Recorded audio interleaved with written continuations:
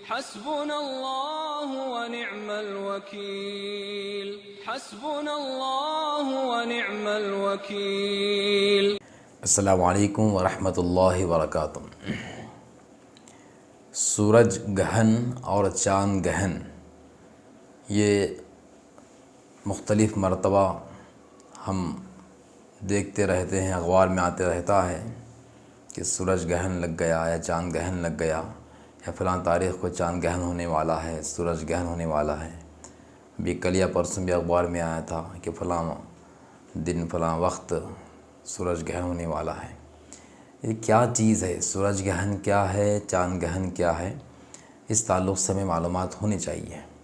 بعض ہمارے ناظرین نے گزارش بھی کی تھی، اسی لیے آج ہم اس عنوان پر آپ کے سامنے عرض کر رہے ہیں۔ سورج گہن اور چاند گہن یہ دونوں اللہ تعالیٰ کی قدرت کی نشانیاں ہیں۔ اللہ تعالیٰ یہ بتانا چاہتے ہیں کہ ہم جس وقت چاہیں سورج کی روشنی کو ظاہر کر سکتے ہیں اور جس وقت چاہیں اس کو روک سکتے ہیں، اس کو گہن لگا سکتے ہیں۔ سورج گہن اور چاند گہن کا مطلب یہ ہوتا ہے کہ روشنی کم ہو جاتی ہے، چاند کی روشنی، چاند کی چاندنی اور سورج کی روشنی کم ہو جاتی ہے۔ تو اللہ تعالیٰ بتانا چاہتے ہیں کہ یہ دونوں ہمارے ہاتھ میں ہیں۔ اسی لیے حدیث میں آتا ہے کہ روزانہ سورج جب ڈوب جاتا ہے تو اللہ تعالیٰ کی بارگاہ میں سجدہ ریز ہوتا ہے اور بہت دیر تک سجدہ کرتا ہے، اور جب اللہ تعالیٰ اس سے کہتے ہیں کہ اٹھ، لوٹ جا، پھر نکل اپنے نکلنے کی جگہ سے، تو سورج پھر اٹھتا ہے سجدے سے، پھر اپنے مقام پہ پہنچ جاتا ہے، پھر وہاں سے طلوع ہونے کی جگہ سے طلوع ہو جاتا ہے۔ تو معلوم یہ ہوا کہ سورج اللہ کے حکم کے تابع ہے، چاند اللہ کے حکم کے تابع ہے۔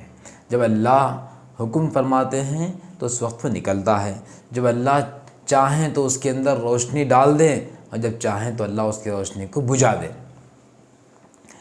جب سورج گہن لگتا ہے، چاند گہن لگتا ہے، تو ہمیں کیا کرنا چاہیے؟ ہمارے پیغمبر صلی اللہ علیہ وسلم نے ہمیں ہر چیز کی تعلیم دیے ہیں۔ جب چاند گہن لگتا ہے، سورج گہن لگتا ہے، تو اس وقت میں ہمیں تعلیمات ملتی ہیں کتابوں کے اندر، حدیث کی کتابوں کے اندر اور فقہ کی کتابوں کے اندر۔ کتاب الکسوف اور کتاب الخسوف کے نام سے مستقل باب رہتا ہے، قدوری کے اندر بھی ہے، ہدایہ کے اندر بھی ہے، اور حدیث کی کتابوں کے اندر بھی ہے، بڑی بڑی کتابوں کے اندر، مسلم کے اندر، بخاری کے اندر۔ تو کتاب الکسوف، کتاب الخسوف، کسوف کہتے ہیں سورج گہن کو اور خسوف کہتے ہیں چاند گہن کو۔ چاند گہن اور سورج گہن ان دونوں کے وقت میں ہمیں نماز پڑھنے کا حکم دیا گیا ہے۔ سورج گہن کے وقت میں تعلیم یہ ہے، اللہ کے رسول صلی اللہ علیہ وسلم کا عمل بھی یہ ہے کہ جب سورج کو جب گہن لگ جائے تو اس وقت میں آپ نماز پڑھتے تھے، اور لمبی نماز پڑھتے تھے۔ جماعت کے ساتھ نماز پڑھنے کا حکم ہے، اور جماعت کے ساتھ نماز پڑھے ہیں آپ صلی اللہ علیہ وسلم۔ اور سورج گہن کی جماعت والی نماز میں لمبی لمبی صورتیں پڑھنے کا حکم ہے۔ سورہ بقرہ ہے، سورہ آل عمران ہے، لمبی لمبی صورتیں پڑھنا، اتنی دیر تک نماز میں ہم رہنا، اور نماز کے بعد اتنی دیر تک دعا کرتے رہنا یہاں تک کہ جو سورج کو گہن لگ گیا ہے وہ ہٹ جائے، ختم ہو جائے۔ یہ تعلیم ہے۔ اور سورج گہن کی نماز کے واسطے جماعت بلانے کے لیے اذان دینا ضروری نہیں ہے۔ اگر ضرورت پڑے تو الصلاۃ جامعہ، الصلاۃ جامعہ اتنا بولنا کافی ہے۔ اذان نہیں ہے، اقامت نہیں ہے، بس ٹھہر جائے امام اور پیچھے مقتدیان ٹھہر جائے، نماز پڑھیں جیسا عام نماز پڑھتے ہیں، 2 رکعت نفل نماز 2 رکعت سے پڑھنا چاہیے۔ اور اس میں کوئی خطبہ وغیرہ بھی نہیں ہے۔ لیکن ایک روایت میں آتا ہے کہ نبی اکرم صلی اللہ علیہ وسلم جب وہ خود سورج گہن کی نماز پڑھائے تھے آپ کے زمانے میں، تو آپ جو ہے کچھ دیر لوگوں سے مخاطب فرمائے تھے۔ تو وہ جو آپ مخاطب فرمائے تھے اور کچھ خطبہ دیے تھے، وہ خطبہ دینے کا ایک خاص مقصد تھا۔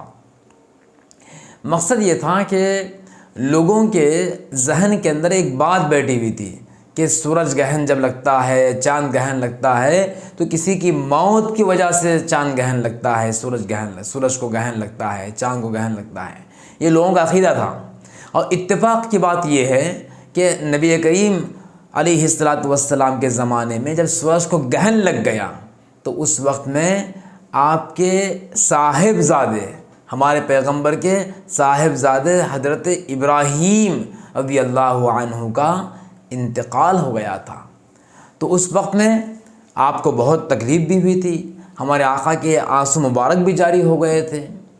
اسی دن اتفاق سے سورج گرہن لگ گیا، تو لوگوں کے ذہن میں جو بات بیٹھی ہوئی تھی کہ کسی کی موت سے سورج گرہن لگتا ہے، تو لہٰذا لوگ یہ کہنے لگے کہ دیکھو اللہ کے نبی کے بیٹے کا انتقال ہوا ہے حضرت ابراہیم رضی اللہ عنہ کا، اسی لیے یہ سورج گرہن لگ گیا۔ تو اس وہم کو، لوگوں کے اس گمان کو ختم کرنے کے واسطے آقا نے اس وقت میں خطبہ دیے تھے۔ سورج گرہن سے کوئی خطبے کا تعلق نہیں ہے، بلکہ لوگوں کے گمان کو، وہم کو دور کرنا مقصود تھا۔ چنانچہ آپ ٹھہرے، لوگوں سے مخاطب فرمائے اور فرمائے کہ دیکھو لوگوں، کسی کی موت سے، کسی کے انتقال کر جانے سے سورج کو گرہن نہیں لگتا، بلکہ اللہ تبارک و تعالیٰ کی نشانیاں ہیں۔ یہ آقا نے ارشاد فرمایا ہے کسی کی موت سے سورج کو گرہن نہیں لگتا۔ تو یہ مقصد سے آپ کیا فرمائے تھے؟ خطبہ دیے تھے۔ تو خطبہ دینا کوئی ضروری نہیں ہے۔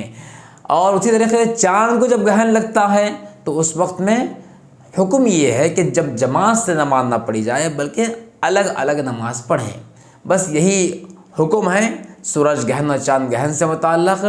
اور ایک بات جو لوگوں میں مشہور ہے کہ سورج گرہن کے وقت میں یا چاند گرہن کے وقت میں حاملہ خواتین سے متعلق بہت غلط عقائد ہے بہت سارے، تو یہ تمام عقائد کا اسلام سے کوئی تعلق نہیں ہے۔ آپ کسی بھی مسلک کی کتاب کھول کر دیکھ لیجئے، نصاب اہل خدمات شرعیہ ہم نے ابھی دیکھا، اور بھی جو ہے مولانا اشرف علی تھانوی رحمۃ اللہ علیہ کی کتاب دین کی باتیں ہم نے ابھی دیکھا۔ تو 2-3 کتابوں کے اندر ہم تلاش کیے، کسی بھی کتاب کے اندر ہم کو جو ہے اس طرح کی بدعقیدگی کے بارے میں کوئی وضاحت نہیں ملی ہے۔ حاملہ خواتین سے متعلق جو کچھ جو ہے لوگوں میں خیالات ہیں، بس یہ سب غلط خیالات ہیں۔ بس ہمیں سورج گرہن کے وقت میں، چاند گرہن کے وقت میں اتنا ہی کرنا ہے کہ اللہ کو یاد کرنا، ذکر و اذکار کرنا، نماز پڑھنا اور دعا کرنا، بس یہی حکم ہے۔ بلکہ اس کے علاوہ بھی جب بھی تیز ہوائیں چلتی ہیں، آندھی آتی ہے، طوفان آتا ہے، تو ایسے وقت میں بھی نماز پڑھنے کا حکم دیا گیا ہے۔ امید ہے کہ ہمارے ناظرین اس سے استفادہ کریں گے، اور جب بھی ایسا موقع آ جائے انشاءاللہ اس کے اوپر عمل کریں گے۔ السلام علیکم ورحمۃ اللہ۔ حسبنا اللہ ونعم الوکیل، حسبنا اللہ ونعم الوکیل۔